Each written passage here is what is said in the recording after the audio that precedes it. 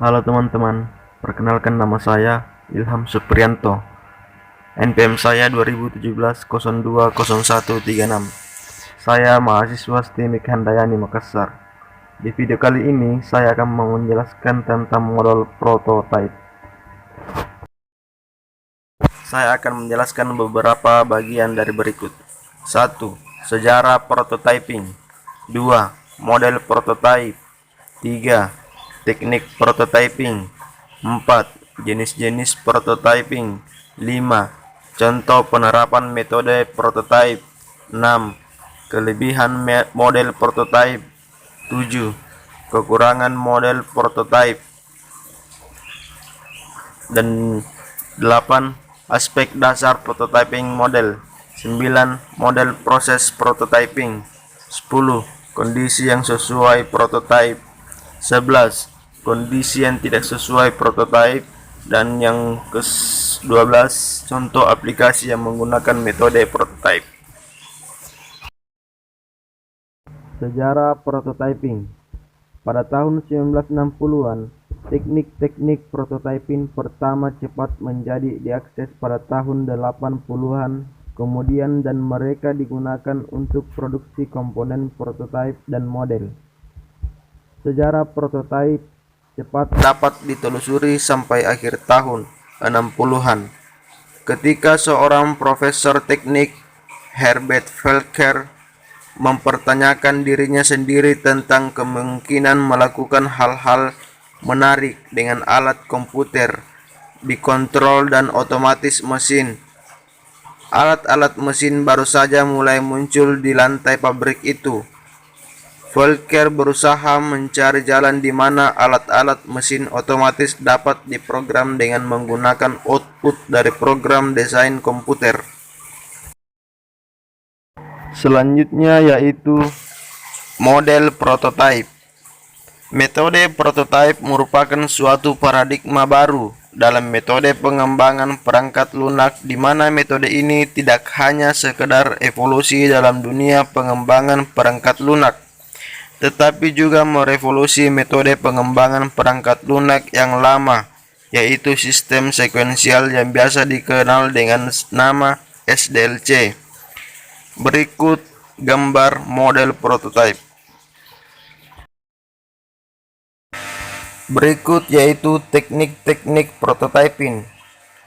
1. Perancangan model. 2. Perancangan dialog. Dan yang ketiga, simulasi.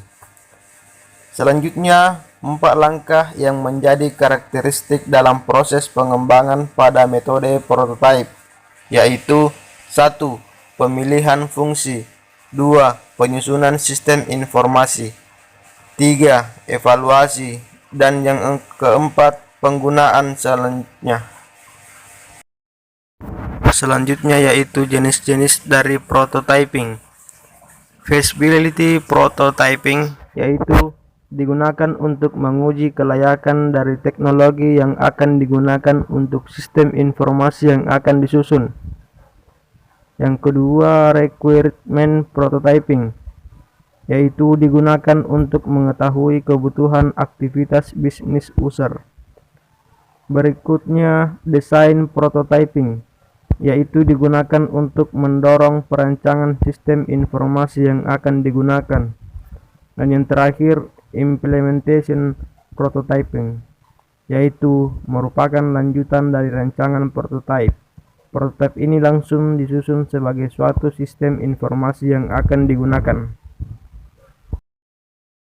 Selanjutnya yaitu contoh penerapan metode prototype. Sebuah rumah sakit ingin membuat aplikasi sistem database untuk pendataan pasiennya.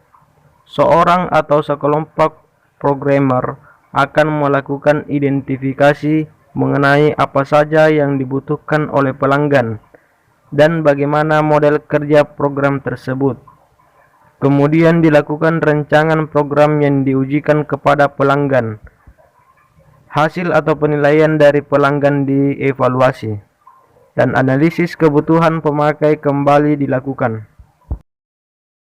Selanjutnya yaitu kelebihan model prototype dibagi menjadi 7 bagian, yaitu 1.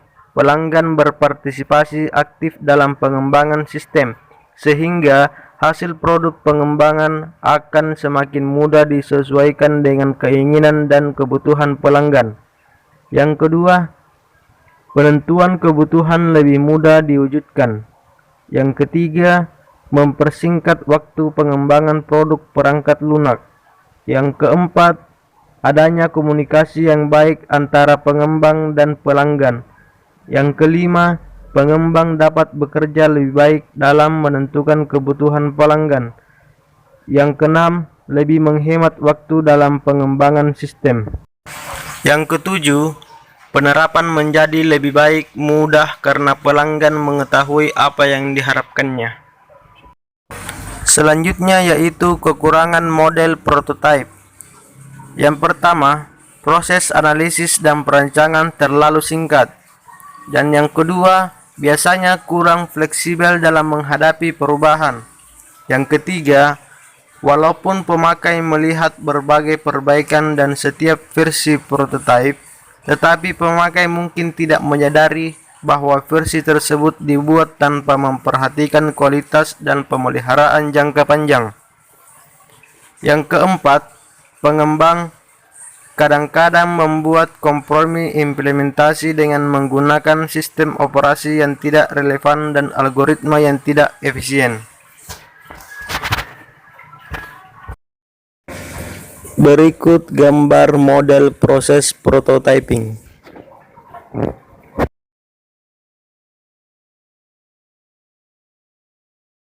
Berikut yaitu jenis-jenis kondisi yang sesuai prototype. Membutuhkan banyak input dari user, proyek besar dengan banyak user, proyek tidak jelas objeknya, ada tekanan untuk implementasi secepatnya, perubahan fungsional sering berubah, user tidak terlalu memiliki pengetahuan yang memadai, anggota tim berpengalaman, komposisi tim stabil, manajer proyek berpengalaman, tidak ada jadwal strict, mengizinkan ada banyak inovasi. Selanjutnya, kondisi tidak sesuai prototype. Aplikasi berbasis transaksi dengan sistem batch. Kedua, sistem e-bisnis berbasis web. Komposisi tim tidak stabil. Kemungkinan perubahan desain tidak terlalu banyak. Dan yang terakhir, objek proyek jelas. Berikutnya yaitu contoh aplikasi dengan metode prototype tersebut adalah sebagai berikut. 1. Aplikasi e-banking. Kedua, aplikasi Gojek. Ketiga, aplikasi Microsoft, misalnya Office, Excel, Access, dan PowerPoint. Yang keempat, aplikasi sistem database untuk pendataan pasiennya. Dan pertanyaannya yaitu kenapa aplikasi di atas dapat dikategorikan sebagai aplikasi yang sudah menggunakan model prototype? Jawabannya yaitu karena aplikasi di atas telah memenuhi unsur dan metode prototype tersebut, yaitu seperti perangkat lunak yang telah diuji dan diterima pelanggan, dan tentunya unsur interaksi dengan pemakai yang telah menjadi syarat mutlak.